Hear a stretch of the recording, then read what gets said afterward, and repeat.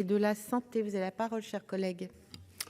Merci madame la présidente, madame la ministre, chers collègues, ma question effectivement s'adressait à monsieur le ministre des Solidarités et de la Santé. Madame la ministre, je veux attirer votre attention sur la situation des agents de la fonction publique hospitalière qui sont exclus des mesures salariales issues du Ségur de la santé à la suite des dispositions réglementaires qui ont été prises. Les conclusions du dialogue social devaient pourtant permettre une réponse pour tous les personnels du secteur social et médico-social. Il s'agit notamment des personnels affectés dans les services de soins infirmiers à domicile, SIAD, des unités de soins de longue durée, USLD, des établissements de services par le travail, ESAT, qui sont exclus du Ségur de la santé, contrairement au personnel relevant de la même filière, du même employeur, affectés dans les mêmes établissements de santé publique et les établissements d'hébergement pour personnes âgées dépendantes. Cette mesure discriminatoire ne semble ni équitable ni compréhensible au regard en particulier des parcours de vie mis en place aujourd'hui et qui privilégie le maintien à domicile lorsque celui-ci est possible. Ainsi, l'écart de rémunération entre deux agents relevant du même statut, du même grade, du même employeur peut s'élever à 2 100 € net par an pour un agent de catégorie C, différence salariale qui est loin d'être négligeable. À ce titre, il est juste de saluer les avancées du Ségur, mais il faut aussi que celles-ci soient justes, et aujourd'hui ce n'est pas le cas. De plus, il convient encore d'ajouter les écarts induits sur les pensions de retraite de ces personnels.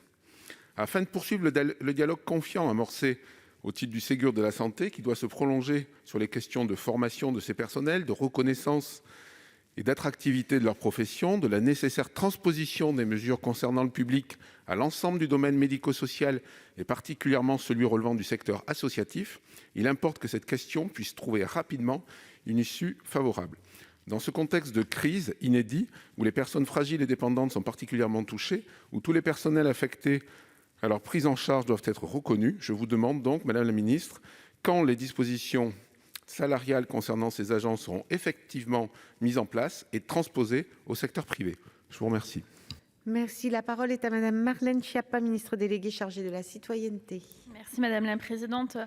Mesdames les sénatrices, Messieurs les sénateurs et Monsieur le sénateur Sautarel, je vous remercie d'attirer l'attention sur la situation des agents qui relèvent de la fonction publique hospitalière professionnelle, dont la crise a encore confirmé récemment le rôle indispensable. Et je me permets de vous apporter la réponse de la part de Monsieur Olivier Véran, le ministre de la Santé et des Solidarités.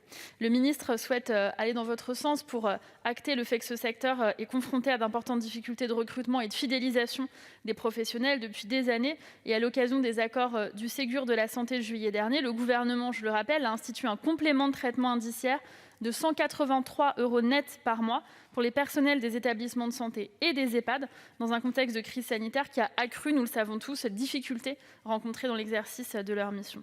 Dans le même temps, le gouvernement s'est engagé à mener des travaux complémentaires concernant les professionnels du secteur social et médico-social. À cet égard, une mission a été confiée en décembre dernier à Michel Lafourcade, l'ancien DG de l'ARS de Nouvelle-Aquitaine. Dans ce cadre, la majorité des organisations syndicales, la Fédération hospitalière de France et le gouvernement sont parvenus à trouver un accord pour revaloriser les professionnels des structures rattachées à ces établissements publics de santé qui, la plupart du temps d'ailleurs, partagent les mêmes couloirs que leurs collègues bénéficiaires du CTI. À partir du 1er juin 2021, ces professionnels, qui principalement accompagnent des personnes handicapées ou en perte d'autonomie, vont bénéficier de ce nouveau complément de rémunération de 183 € net par mois. Et celui-ci sera bien sûr pris en compte dans le calcul de leur retraite. C'est une reconnaissance importante d'un montant total de plus de 80 millions d'euros pour le budget de l'État qui va donc être mis en œuvre chaque année. Par ailleurs, le gouvernement a demandé à Michel Lafourcade d'engager les discussions avec les organisations syndicales s'agissant des professionnels de structures publiques autonomes relevant de la fonction publique hospitalière dès le mois de mars. Et je tiens à préciser que dans le cadre de la mission qui a été confiée à M. Lafourcade sur les métiers de l'autonomie, des travaux sont actuellement en cours et ils vont devoir nous permettre de mettre en œuvre des propositions opérationnelles globales telles que celles que vous appelez de vos voeux pour notamment la revalorisation de ces métiers. Cette mission, elle va intégrer l'ensemble des leviers à disposition pour développer la qualité de vie au travail de ces professionnels, améliorer l'adéquation formation-besoins des personnes accompagnées et mobiliser l'ensemble des outils de politique de l'emploi pour favoriser les recrutements. Tels sont les éléments que le ministre de la Santé souhaitait porter à votre connaissance. Merci. Monsieur Sautarel, vous avez 23 secondes pour répondre à Madame la ministre. Merci Madame la Présidente. Je vous remercie Madame la Ministre pour ces premiers éléments de réponse qui apportent quelques avancées, mais vous l'avez bien compris, qui ne couvrent pas encore la totalité du champ. Donc j'entends que des négociations sont encore en cours Il importe que face à une même situation professionnelle et un même statut, on puisse avoir des réponses équivalentes de façon urgente et rapide. Enfin, la question du secteur privé devra être également abordée parce qu'aujourd'hui, on a des écarts qui ne sont pas non plus lisibles pour le public. Je vous remercie. L'ordre du jour appelle la question orale numéro 1500 de Mme